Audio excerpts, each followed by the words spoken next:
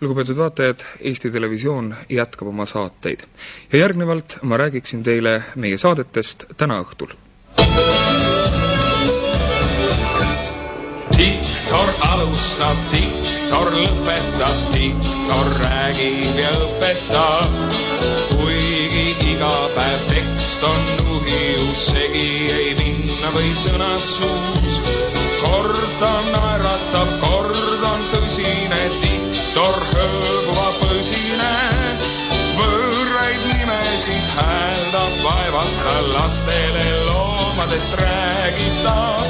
Võõraid nimesid hääldab, vaevata lastele loomadest räägib ta. Ja kui tarvis, kui on vaja, diktor tantsib kogu aja. Läbi prožektori särab, libiseb luigena ära. Sest kui tarvis, kui on vaja, diktor tantsib kogu aja. Kantsib ja iial ei väsi, režissöör plaksutab käsi.